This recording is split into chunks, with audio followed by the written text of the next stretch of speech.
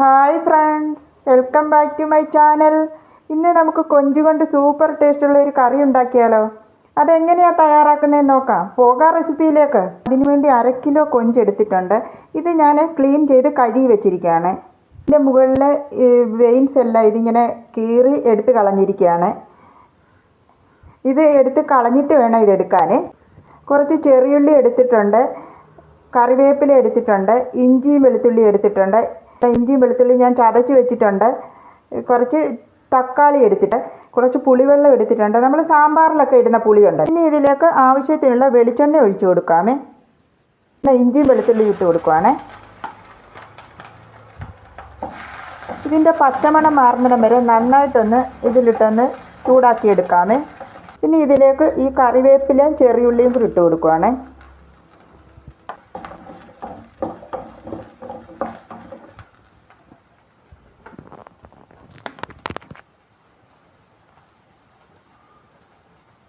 ഇതിലേക്ക് ആവശ്യത്തിനുള്ള ഉപ്പും കൂടെ ചേർത്ത് കൊടുക്കുവാണ്. 1.5 ടേബിൾ സ്പൂൺ മുളക് പൊടി ചേർത്തിട്ടുണ്ട്. ഞാൻ എടുത്തിരിക്കുന്നത് കാശ്മീരി ചില്ലിയാണ്. 1 ടേബിൾ സ്പൂൺ മല്ലിപ്പൊടി, 1/4 ടീസ്പൂൺ മഞ്ഞൾ പൊടി കൂടെ ചേർത്ത് കൊടുക്കുവാണ്. കുറച്ച് ഉലുവപ്പൊടി ഞാൻ കുറച്ചേ ചേർത്തിട്ടുള്ളൂ കേട്ടോ. ഇനി ഈ പൊടി ഇതിലിട്ട് നന്നായിട്ടൊന്ന് ചൂടാക്കിയെടുക്കാം. ഇതിൻ്റെ പച്ചമണം മാറുന്നിടം വരെ നന്നായിട്ടൊന്ന് ചൂടാക്കിയെടുക്കാമേ. ഈ പൊടി നന്നായിട്ട് ചൂടാക്കി എടുത്തിട്ടുണ്ട്. ഇനി ഇതിലേക്ക് ഈ ടൊമാറ്റോ ചേർത്ത് കൊടുക്കാമേ. ഇതിലിട്ട് നന്നായിട്ടൊന്ന് വഴറ്റി എടുത്തിട്ടുണ്ട്. ഇനി ഇതൊന്ന് തണുക്കാൻ വേണ്ടി മാറ്റി വെക്കാമേ. ഞാൻ മിക്സിയുടെ ജാറിലൊന്ന് ഇട്ട് കൊടുത്തിട്ടുണ്ട്. ഇനി ഇതിലേക്ക് കുറച്ച് വെള്ളം കൂടി ഒഴിച്ചു കൊടുക്കാമേ. ഇത് എന്നിട്ട് ഫൈനായിട്ടൊന്ന് അരച്ചെടുക്കാമേ. ഞാൻ കുറച്ച് വെള്ളം ഒഴിച്ചു കൊടുക്കുകയാണ്.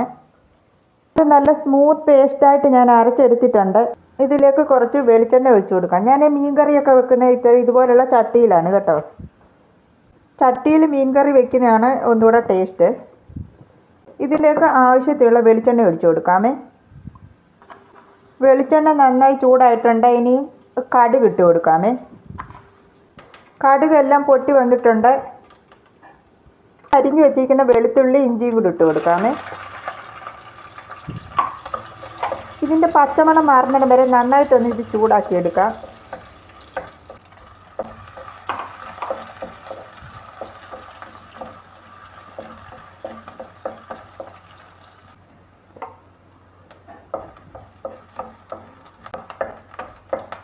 ഇതെല്ലാം ഒന്ന് മൂത്തിട്ടുണ്ട്.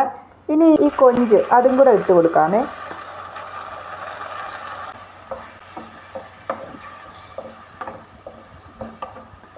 ഇതിലിട്ടൊന്ന് വരട്ടിയെടുക്കാമേ. 500 ഗ്രാമേ ഉള്ളൂ കേട്ടോ. കാരണം ഇതെല്ലാം ക്ലീൻ ചെയ്ത് കഴിയുമ്പോൾ പിന്നെ വളരെ കുറച്ചേ കാണുകയുള്ളൂ ഇത്. ഇനി ഇതും കൂടെ ചേർത്ത് കൊടുക്കാമേ.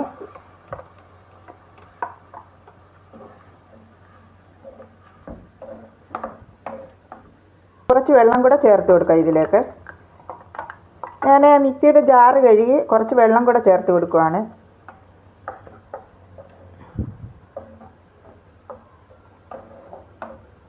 ഇനി എടുത്ത് വെച്ചിരിക്കുന്ന ഈ പുളിവെള്ളം അതും കൂടെ ചേർത്ത് കൊടുക്കുവാണ്.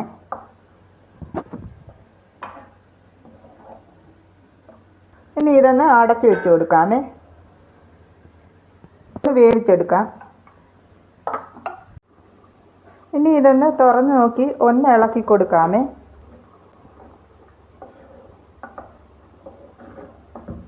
കുറച്ചുകൂടെ ഒന്ന് ഇതിൻ്റെ കറി ഒന്ന് വറ്റാനുണ്ട്. ഒന്നുകൂടെ ഒന്ന് അടച്ചു വെച്ച് കൊടുക്കാമേ.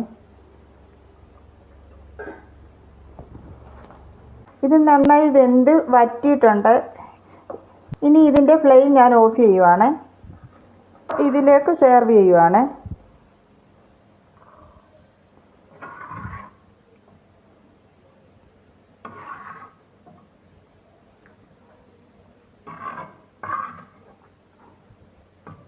അപ്പോൾ നമ്മുടെ പ്രോൺസ് കറി ഇവിടെ റെഡി ആയിട്ടുണ്ട്. നല്ല സൂപ്പർ ടേസ്റ്റാണ് ഇത്. നിങ്ങളിത് ഉറപ്പായിട്ടും ഒന്ന് ട്രൈ ചെയ്ത് നോക്കുക. എൻ്റെ വീഡിയോ ഇഷ്ടമായാൽ പ്ലീസ് സബ്സ്ക്രൈബ് മൈ ചാനൽ. അടുത്ത വീഡിയോയിലൂടെ നമുക്ക് വീണ്ടും കാണാം. Thank you.